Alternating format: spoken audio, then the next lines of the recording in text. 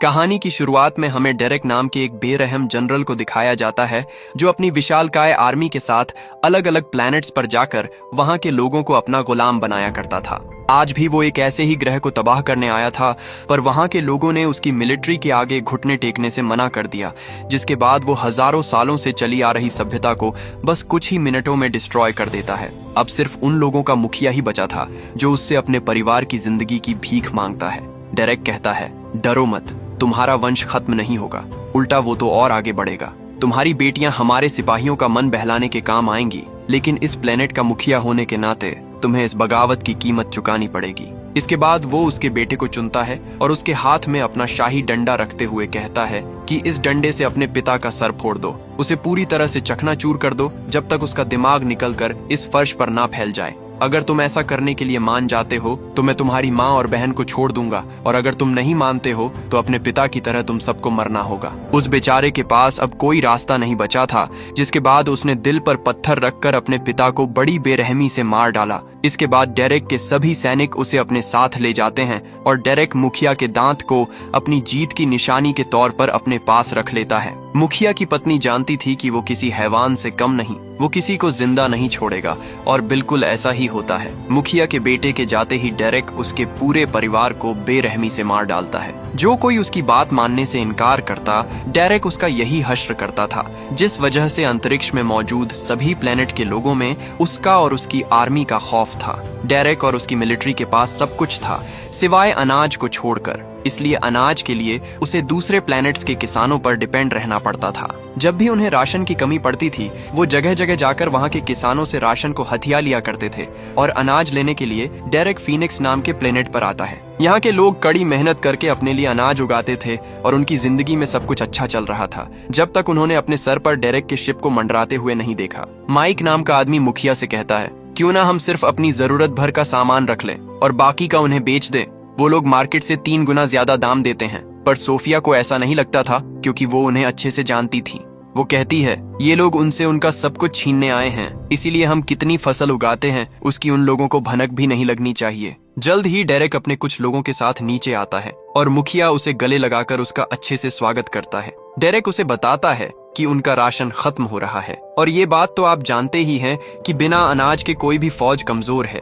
पर मुखिया उससे कहता है कि उनके यहाँ की जमीन पत्थरीली है और वो लोग मुश्किल से ही अपनी जरूरत भर का अनाज उगा पाते हैं। काश हमारे पास आपको देने भर का अनाज होता। ये कहकर उसने डेरेक को कुछ भी देने से मना कर दिया। हालांकि डेरेक को वहाँ की जमीन उपजाऊ लगी और लोगों के खिले हुए चेहरे देखकर उसे ऐसा लग ही नहीं रहा था कि गांव के खेत बंजर है। वो समझ गया कि मुखिया उससे झूठ बोल रहा है, जिसके बाद वो उसे सबके सामने बड़ी बेरहमी से मार डालता है।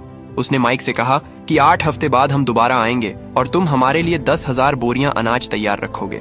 माइक उसे बताता है कि हम मुश्किल से ही 12,000 बोरियां अनाज उगा पाते हैं, ऐसे तो हम भूखे मर जाएंगे। पर डेरेक को उनके मरने या जीने से कोई फर्क नहीं पड़ता था। जाते वक्त वो अपने कुछ सोल्जर्स को छोड़ जाता है जो उसके वापस आने तक उन पर नजर रखने वाले थे।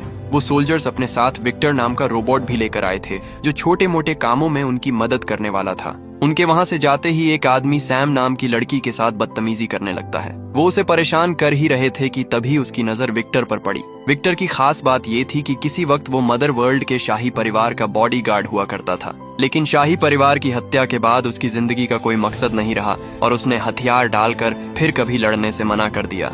सोल्जर्स कहते हैं कि इसकी प्रोग्रामिंग ही ऐसी है कि मैं चाहे जो भी करूं ये उल्टा जवाब नहीं देगा। अपनी बात साबित करने के लिए उसने विक्टर पर एक के बाद एक कई गोलियां चलाई, जिससे उसकी बॉडी काफी डैमेज हो जाती है। ये रोबोट उन्हें कुछ नहीं कहता और चुपचाप उसके सारे जुल्म सहता रहता है। वो चाहता तो उनसे लड़ सकता था, लेकिन किन्हीं कारणों से उसने अपने अंदर के फाइटिंग मैकेनिज्म को स्विच ऑफ कर रखा था। उसकी मदद के लिए जब एक सोल्जर आगे आया तो उसने उसके सर पर भी बंदूक तान दी। उनका कमांडर उन्हें विक्टर को परेशान करने से रोकता है और विक्टर को कहता है कि वो अपना मुंह धोकर फिर से काम पर लग जाए। जब विक्टर अपना मुंह धो रहा था तो सैम उससे मिलने आती है।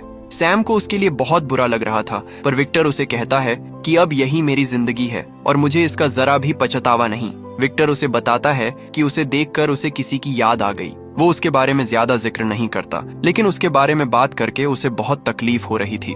सैम उसके लिए एक फूलों का क्राउन बनाती है और उसके सर पर रखकर वहां से चली जाती है। पर हम देखते हैं कि उसके इस छोटे से एक्शन से विक्टर के अंदर फीलिंग्स आने लगती हैं। विक्टर को इससे पहले किसी ने भी इतना प्यार नहीं किया था, जिस वजह से उसकी प्रोग्रामिंग चेंज होने लगती है और अब वो प्यार को महसूस करने लगा था।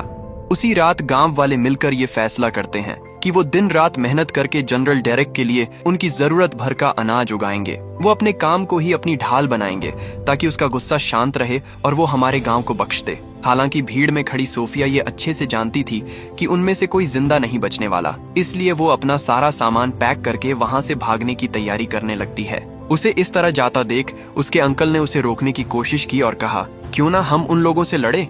तुम ऐसे लोगों को ढूंढो जो जनरल डेरेक से बदला लेना चाहते हैं। पर सोफिया जानती थी कि अगर वो ऐसा करती है तो गांव के लोगों में उम्मीद जागेगी, और अगर उम्मीद जागेगी तो ये लोग लड़ेंगे और बेवजह मारे जाएंगे। उसी रात हम देखते हैं कि जो सोल्जर्स विक्टर को परेशान कर रहे थे उनकी गंदी नजर सैम पर थी। जनरल समेत सभी सोल्जर्स सैम का रेप करने की प्लानिंग करने लगते हैं। वहाँ सैम को बचाने वाला कोई नहीं था क्योंकि पूरा गांव उनसे डरता था, लेकिन जब वो सैम को पकड़कर उसके साथ जोर जबरदस्ती करते हैं तो सोफिया से ये देखा नहीं जाता और वो उन्हें उसे छोड़ने को कहती है। उन सोल्जर्स को लगा कि ये लड़की कोई आम किसान है, लेकिन उसे कम आंकना उन सोल्जर्स की सबसे बड़ी गलती थी। हम देखते हैं कि सोफिया उन सबको मार डालती है और आखिर में सिर्फ जनरल ही बचता है, वो भी इसलिए क्योंकि उसने सैम के सर पर हथियार रखा था। इसी बीच वहाँ विक्टर आ जाता है। जनरल उसे ऑर्डर देता है कि वो उस लड़की को मार डाले, लेकिन सैम को खतरे में देखकर वो अपना मन बदल लेता है और उल्टा जनरल को ही शूट कर देता है। किसी को समझ नहीं आता कि उसने ऐसा क्यों किया, क्योंकि वो तो उनका वफादार था। लेकिन विक्टर बिना कुछ कहे सुने वहां से भाग जाता है। सभी किसान बहुत डरे हुए थे क्योंकि वो जानते थे कि अगर जनरल डेरेक अनाज लेने के लिए वापस आएगा और जब वो देखेगा कि हमने उसके सभी सोल्जर्स को मार दिया तो वो हमारे गांव को जलाकर राख कर देगा। सोफिया कहती हैं, अब हमें हथियार उठाने होंगे क्योंकि अगर हम नहीं लड़े तो मारे जाएंगे। हालांकि ये काम वो अकेले नहीं कर सकती थी। उसकी इतनी बड़ी आर्मी को टक्कर देने के लिए उसे ऐसे योद्धाओं की जरूरत थी जो जनरल डेरेक से उतनी ही नफरत करते हो जितनी की वो करते हैं। इसके बाद सोफिया माइक के साथ दूर अंतरिक्ष में उन योद्धाओं की खोज में निकल जाती है। माइक सोफिया से कहता है, हमें उनसे लड़ने की जरूरत क्या है? हम अपनी जरूरत भर का अनाज रखकर बाकी का सारा अनाज उन्हें दे देंगे। हम समझौता करेंगे तो वो शायद हम पर दया करें और हमें छोड़ दें। पर सोफिया उसे बताती है कि डेरेक दया करने वालों में से नहीं है, उससे छोटी छोटी बातें बर्दाश्त नहीं होती। फिर हमने तो उसके खिलाफ जंग छेड़ दी है।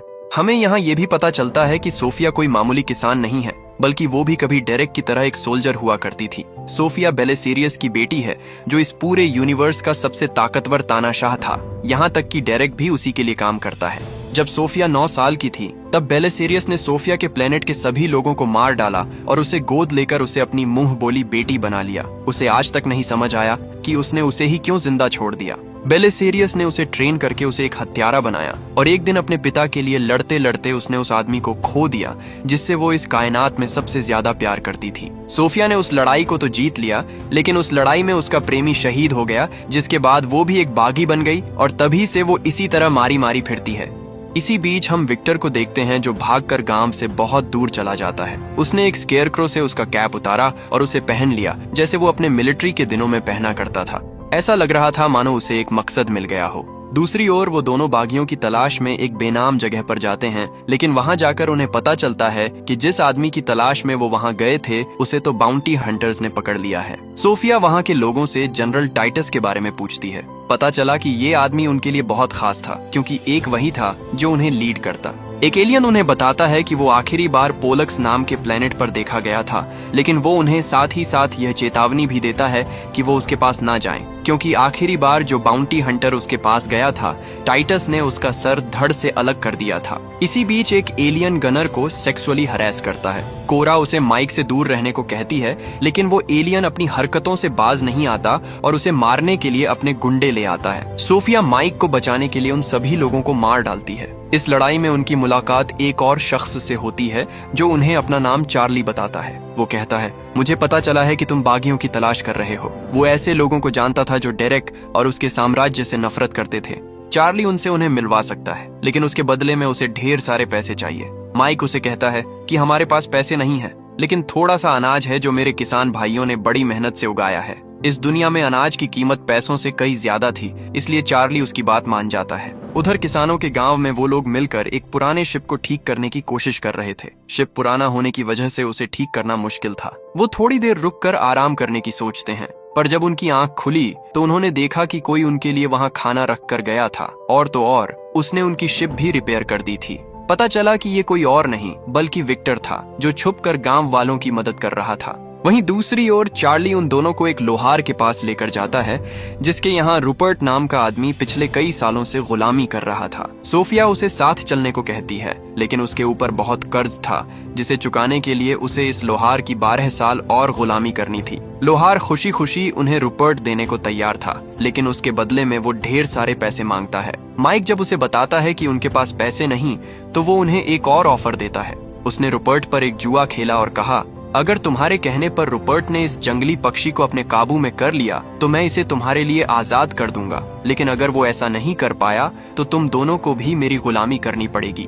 रूपर्ट के लिए यहाँ से निकलने का ये सुनहरा मौका था। वो उन्हें विश्वास दिलाता है कि वो ये कर लेगा। सोफिया उसके ऊपर भरोसा करती है और लोहार की शर्त को मंजूर कर लेती है, जिसके बाद रूपर्ट उस पक्षी के पास जाता है और उन शिकारियों को उस रस्सी को ढीला छोड़ने के लिए कहता है। ये एक जंगली पक्षी था जिसे काबू करना हर किसी के बस की बात नहीं थी, पर रूपर्ट बचपन से ही ऐसे जानवरों के बीच पला बड़ा था, इसलिए वो उसे बड़ी आसानी से काबू कर लेता है, जो देखकर सभी दंग रह गए। शर्त के मुताबिक उस लोहार को उसे आजाद करना पड़ता है। उसे लगा कि वो पक्षी अब पालतू बन चुका है, पर असल में ऐसा नहीं था। लोहार जैसे ही उसके पास गया, वो पक्षी उसे नोच कर मार डालता है। इसके बाद चार्ली उन्हें कोबाल्ट माइनिंग प्लेनेट पर लेकर जाता है, जहां उन्हें नेमेसिस नाम की एक और योद्धा मिलती है। नेमेसिस उन्हीं लोगों में से थी जिसके परिवार को डेरेक ने खत्म कर दिया, और तब से ही वो बदले की आग में जल रही है। हम देखते हैं कि जंग के बाद नेमेसिस ने अपने दोनों हाथों को काटकर खुद को आधा मशीन बना लिया था, और उसके पास लेजर कटाना भी थी। सोफिया ने जब उसे एक मकड़ी मॉन्स्टर से लड़ते हुए देखा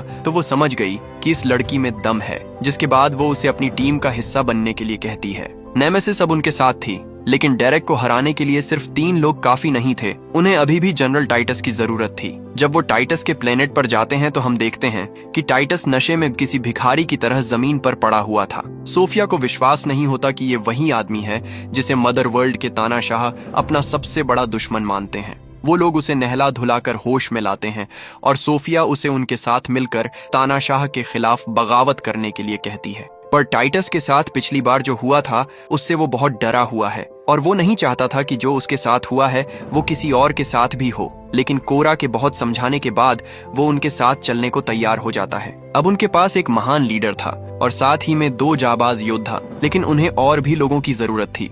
माइक ब्लड एक्स नाम के एक और बागी को जानता था, जिसके साथ उसने एक बार अनाज का सौदा किया था। वो सभी उसके पास जाते हैं और ब्लड एक्स को उसके साथ मिलकर जनरल के खिलाफ लड़ने के लिए कहते हैं। काफी सोचने के बाद ब्लड एक्स भी उनके साथ चलने को तैयार था, और वो अपने कुछ लोगों को भी उनकी टीम में शामिल कर लेता है।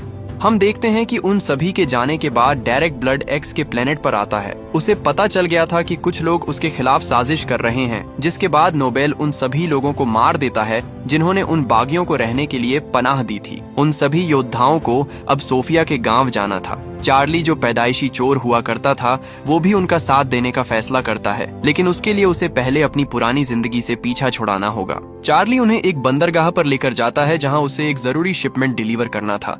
उसके बाद वो वापस जा सकते थे, लेकिन सोफिया को जल्द ही समझ आ जाता है कि उसने चार्ली पर भरोसा करके बहुत बड़ी गलती की है। मौका पाते ही चार्ली उन सभी को बंदी बना लेता है। असल में चार्ली एक बाउंटी हंटर था, और ये सब उसकी चाल थी। अगर वो उन सभी को अकेले पकड़ने जाता तो शायद कभी इतने लोगों को एक साथ इकट्ठा नहीं कर पाता, इसलिए उसने दिमाग लगाया और सबको डेरेक के खिलाफ एकजुट करके आसानी से धर दबोचा। चार्ली ने डेरेक से उन लोगों का सौदा किया था जिसके बदले उसे इतने पैसे मिलते कि वो मालामाल हो जाता। कुछ देर बाद वहाँ डेरेक आता है। वो उन सभी के एक साथ पकड़े जाने से बहुत खुश था, खासकर सोफिया के पकड़े जाने से, क्योंकि वो बेलेसेरिया की बेटी होने के साथ साथ इस ब्रह्मांड की मोस्ट वांटेड क्रिमिनल भी थी। वो माइक की ओर देखकर कहता है कि बाकियों का तो यहाँ होना समझ आता है, पर तुम इन लोगों के बीच में क्या कर रहे हो?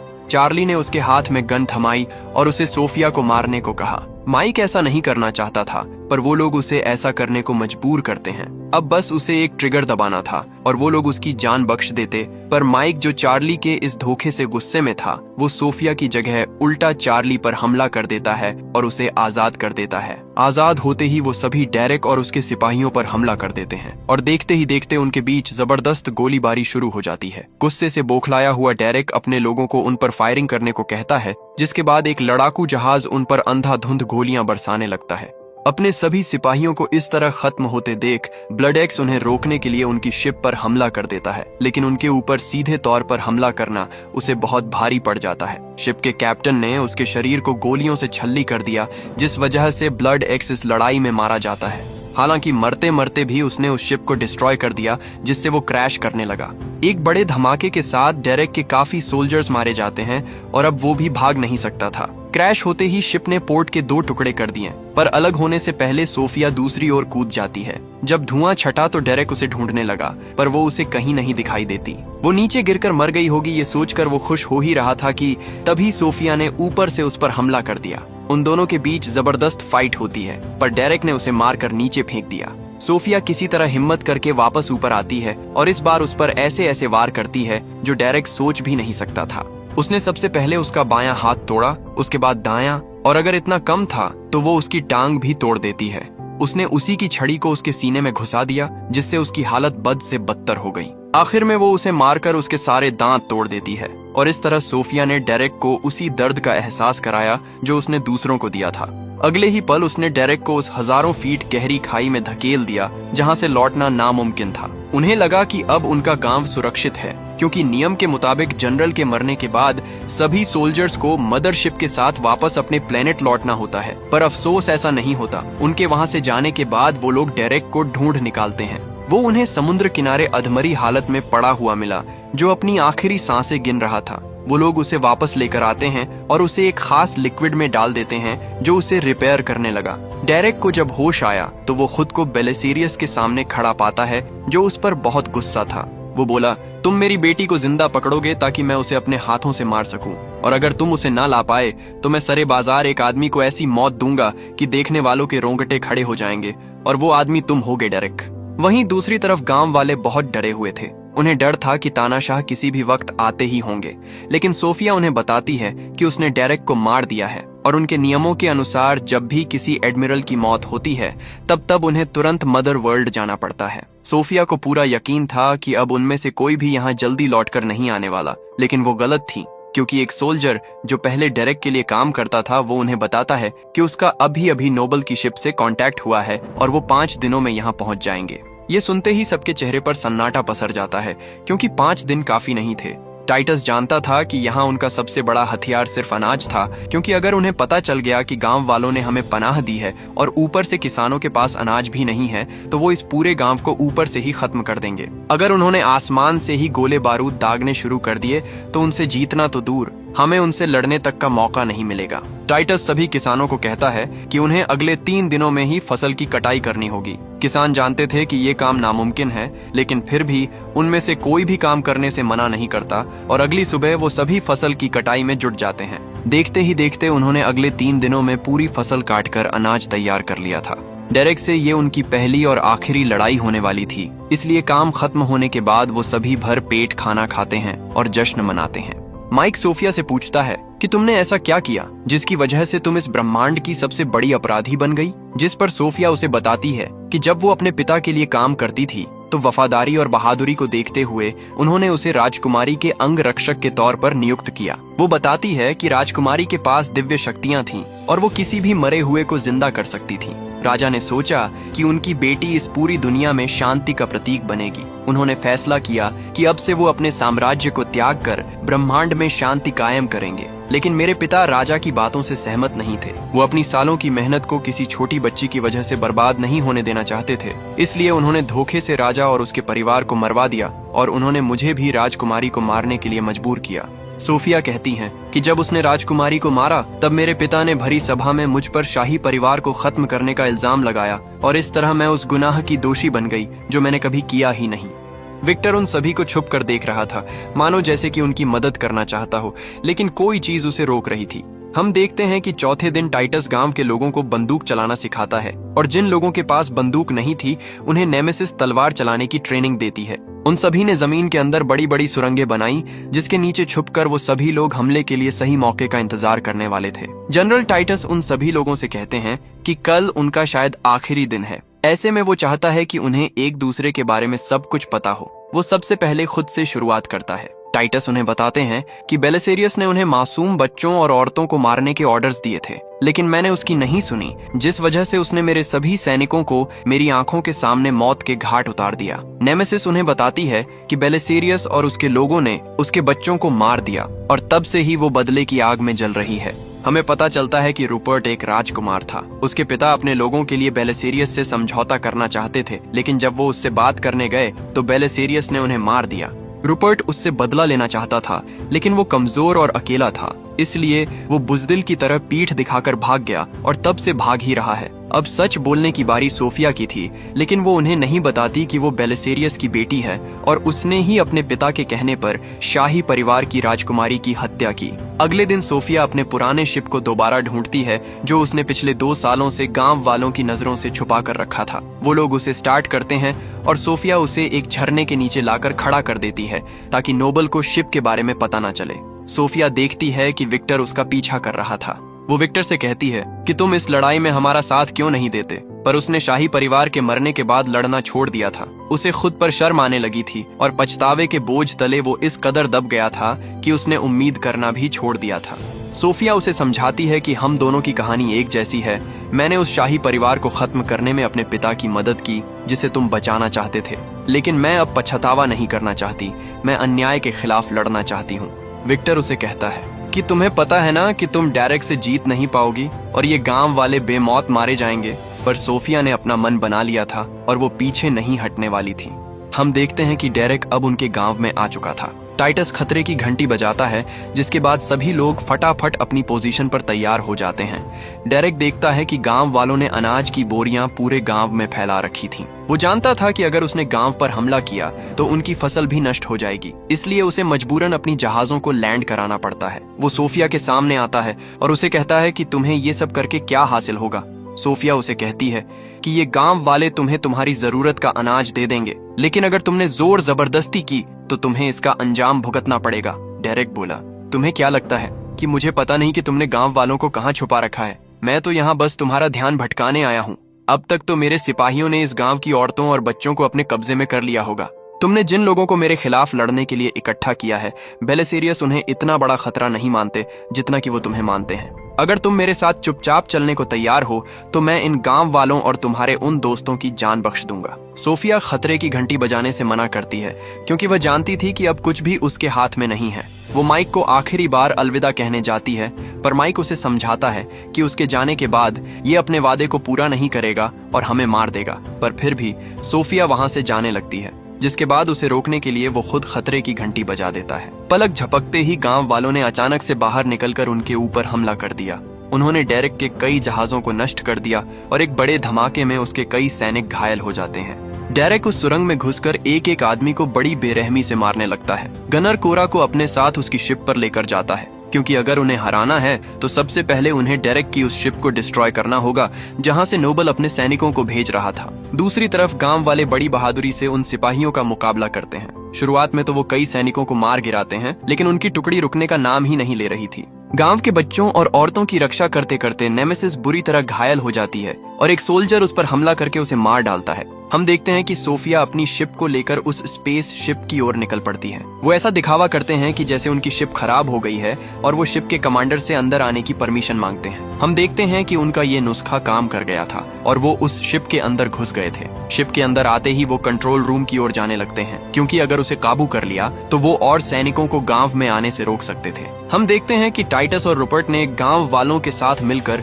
नोबल के सभी सैनिकों को मार गिराया था। वो अपनी जीत को लेकर खुश हो ही रहे थे कि तभी वो और जहाजों को उनकी ओर आते हुए देखते हैं। ये जहाज उन लोगों पर अंधाधुंध फायरिंग करते हैं, जिसमें कई गांव वाले अपनी जान से हाथ धो बैठते हैं। निहत्थे किसानों की लड़ाई रुकने का नाम नहीं ले रही थी और अब उन्हें एहसास हो गया था कि वो इस लड़ाई को हार चुके हैं। दूसरी ओर जब सोफिया उस शिप में एक्सप्लोसिव लगा रही थी तो सैनिक उसे ऐसा करते हुए देख लेते हैं। सोफिया उन सभी को मार तो देती है, लेकिन उन्होंने मरने से पहले डेरेक को उसके बारे में रिपोर्ट कर दिया था। डेरेक उस पूरे गांव को खत्म करने को कहता है, ये जानते हुए भी कि वहां उनके लिए ढेर सारा अनाज था। एक सोल्जर डेरेक को बताता है कि अभी भी हमारे कुछ सैनिक नीचे हैं, अगर गांव पर हमला किया तो वो भी मारे जाएंगे। पर नोबल कहता है कि उसे उनकी कोई परवाह नहीं, वो मारे जाएंगे तो इससे अनाज खाने वाले ही कम होंगे और ये हमारे लिए अच्छी बात है।